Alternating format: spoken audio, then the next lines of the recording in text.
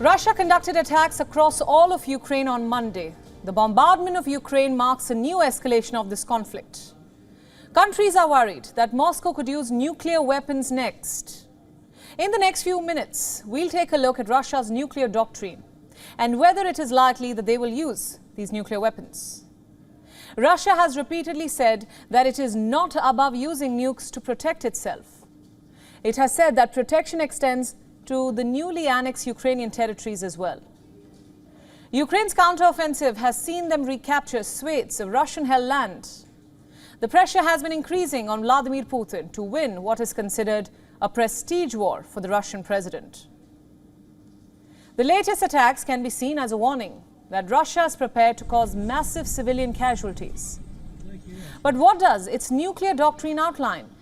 Can Russia legally use nukes against a non-nuclear nation? That's our focus. Well, the short answer is yes. In 1993 itself, Russia had rescinded its promise of no first use. In its 2020 doctrine, Russia said it could use nuclear weapons even against aggression by conventional attacks if the existence of the Russian Federation was in jeopardy. So what exactly does that mean? Well, that's up to the Kremlin to decide. Monday's attacks on Ukraine were in retaliation for the destruction of the Kerch bridge. This bridge linked Crimea to the Russian mainland. If attempts to carry out acts of terrorism on our territory continue, Russia's response will be harsh, and its scale will correspond to that of the threat made against the Russian Federation. No one should be in any doubt about that. Now the destruction of a bridge cannot be termed as an existential crisis to Russia. But what about the loss of land that Russia considers its own? Russia is possibly busy drawing up new maps that include the 4 Ukrainian territories as of now. And as far as Moscow is concerned, the Russian Federation now completely encircled the Sea of Azov. And any loss of land would change how Russia envisions itself. Meanwhile, Putin's ally, Ramzan Kadyrov, the leader of the Russian state of Chechnya, called for the use of a tactical nuclear strike against Ukraine last week. The Kremlin had distanced itself from his comments. However, it's time now to take a look at the ramifications of such a strike. In light of Monday's bombardment, tactical nuclear weapons are not like the bombs which destroyed Hiroshima and Nagasaki.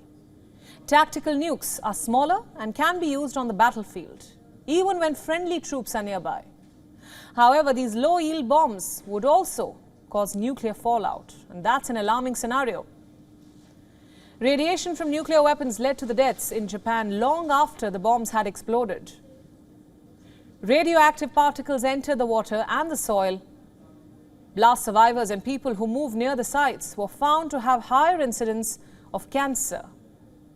This is true even of people living near nuclear test sites, like the Bikini Atoll in the Pacific. And remember, a nuclear fallout can be spread by wind. It isn't just Ukrainians who will suffer the after effects. Neighboring nations and Russia will have to deal with radioactive contamination.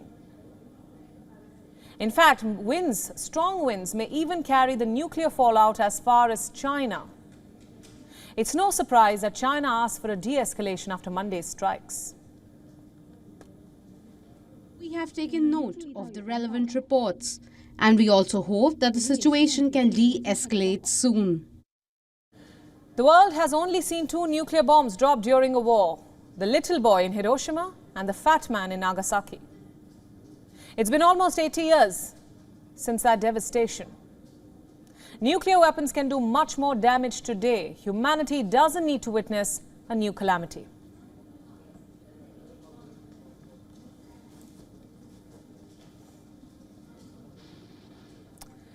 Now, for more insights on where this war is headed, especially in light of today's developments, we are now being joined by Dmitry Babich from Moscow. He is a political analyst for the Russian international news agency Sputnik. Dmitry, welcome to the broadcast. Yes, nice to see you. Nice to hear from you. My first question, the word nuclear is being thrown around a lot these days. Multiple leaders are talking about it. Zelensky had earlier warned that Russia is preparing its people for nuclear warfare. Biden had also said the same. What are your views on the matter? Well, I would like to point your attention to the fact that President Putin never used the word nuclear. He just said about a week ago, when these new 4 regions were joined with Russia, he said that this is now Russian territory, and Russia would use, I quote, all kinds of weapons to protect this territory. The latest speculations from Biden and from Zelensky, these were their speculations. They used the word nuclear, and unfortunately, President Zelensky of Ukraine behaved very irresponsibly when he called on the West to make preemptive strikes against Russia. I heard his statement several times in Ukrainian. Ukrainian is almost the same as Russian. So it could be understood that he was asking Western countries to use nuclear weapons against Russia before Russia even tries to use Dmitry, if I may interject there, we actually had Vladimir Putin earlier say in a speech that he had threatened to use all means available to defend the newly annexed Ukrainian territory. His speech said that I want to remind you that our country also has various means of destruction, and saying that we will certainly use all the means at our disposal. That is, I think, when the speculation began and leaders started talking about the nuclear threat being imminent. You are absolutely right, but he didn't use the word nuclear. It was Biden and Zelensky who started throwing this word around. You are absolutely right that now it is thrown around basically irresponsibly. But I think today Russia has shown that besides nuclear weapons, we have other means to make Ukraine come to its senses. Let me remind you that today's strikes followed this terrorist act against the Crimean Bridge on Saturday, when 2 civilians were killed and the train was inflamed, and it was very dangerous for lots of people. It stopped communication between 2 huge regions of Russia. And the Ukrainian officials not only did not condemn it, but they said that it was their act, that they planned it. Right, Dmitry, we understand that Russia is calling its actions, or rather its aggressive actions of the day, as retaliatory in nature. Now, we have been talking about Russia's nuclear doctrine on the show today. My question to you is a follow-up of what I just asked. Is Putin serious about this threat, or is this another mind game, which he's famous for, as we know?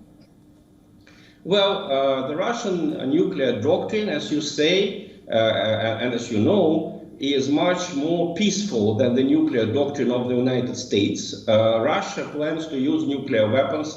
Earlier, we planned to use them only if there is a nuclear attack against Russia. Now we can use them if there is a direct threat, I quote, direct threat to the very existence of the Russian state. The United States are ready to use nuclear weapons even in case of a cyber attack against them. So in the situation when you have the United States and their allies in Europe who have the military budgets combined, which are 18 times larger than the Russian military budget, of course Russia needs a nuclear deterrent, just like India needs it, as we know, for its own purposes.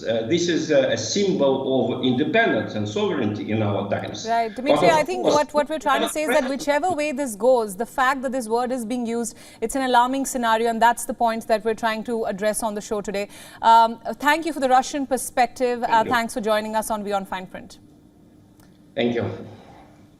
And now for the Ukrainian perspective, we earlier spoke to Sviatoslav Yurash from Kiev. He's the youngest ever Ukrainian MP, and here's what he had to say about the events of the day.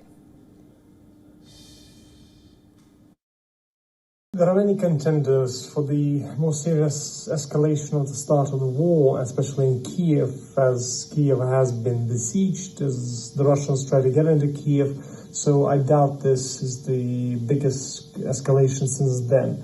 Alas, this is a clear example of the fact that Russians are aiming at the infrastructure, civil infrastructure, and are seeing that this is essentially their target. As far as the Crimea and the Crimean Bridge, basically the first crime there is the occupation of Crimea by Russia. That is unrecognized by anybody in the world, and it is a clear example of the fact that Russia is trying to rewrite international rules for its sake. Ukrainian bridge as well is the very important logistical part of Russian infrastructure as far as the upkeep of the forces that it is maintaining in the east. So the problems with it essentially allow us to be more effective in our counteroffensive in the south. As far as the nuclear intimidation by Russia, it's not the first time and the last time Russia will be using it. Russia is bluffing through the nuclear debate as essentially it knows the very dire and very real consequences that will be imposed on it by the West, as the West has made clear to Russia. So we need to essentially toughen it out and show Russia that it's not, it cannot bully the entire world because of its own imperialistic ambitions. WION World is now available in your country. Download the app now and get all the news updates on the move.